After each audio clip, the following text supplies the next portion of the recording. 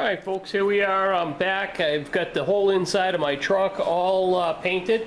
Here's a good look at what's going on here. I've got the whole dash is all nice and glossy. You can see up here on the roof, I got the roof.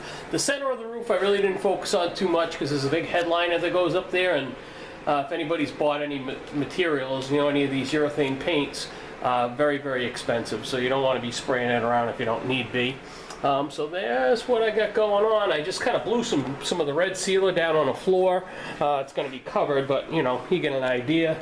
Come back around here, you can see up through there, everything looks really good. You know, so I mean, you're starting to get an idea. I mean, it's starting to come together pretty nice.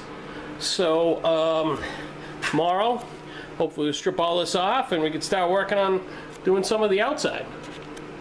I'm back. I've got this project going along pretty well in between the snowstorms we've been having over here in the Northeast right about now.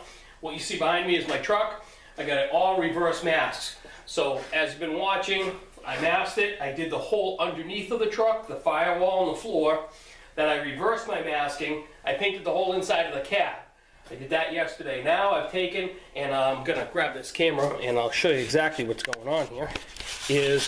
I've taken and I reversed my masking. So I left my firewall and everything covered, but now I masked off my windows and my back window and my doors, so that everything that I painted on the inside of the truck is protected from any overspray. You can see here I masked both of these cab corners exposed because I am spraying these inserts here on a two-tone. So in other words, the truck will be red, it'll have a white insert down the center of it, it'll also have a white cab, and you'll notice that it's all going to be white all up inside of here. The tops of the door frames are going to be white too. That's the way these trucks were done. So I'm going to put some paint in my gun, and I'm going to put some color on this, and then we're going to put some clear to it. Howdy folks, it's Troy with V-Twins to V8s. I'm back. Okay, so I've got my inserts and my roof are painted white. The underneath of the truck is red, the firewall's red, and the inside of the cab's all red. So this is the last step of my operation. I'm going to paint these areas here red. All of this stuff that's taped off, this roof and these inserts, have already been painted white. I did that yesterday. So I reversed all my masking. I've taped up all my underneath. I'll grab the camera and I'll just show you what I got going on here. So here I am. My whole top is all taped off. The insides of my doors are all taped off. Of course, I've got, you know, my firewall. Everything's all taped off. I've recycled some of my taping. I've never taken off, like the firewall and stuff, once I put that on there. So I got this all done.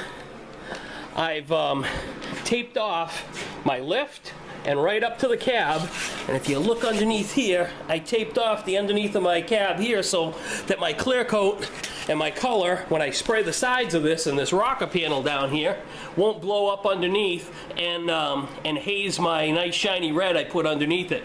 So I'm going to mix up some sealer. I'm going to put my color-coded sealer on here, and we're going to have at this. So I'll apply my sealer, I'll wait the appropriate 15 minutes or so, I'll put my base coat on, wait about 10-15 minutes between each coat. With this red sealer, it's virtually the same color as my red. So I only need 2 coats of the base coat and I'm good to go. Then a couple of wet on wet coats with the clear, and she's done. So I'll show you what it looks like after.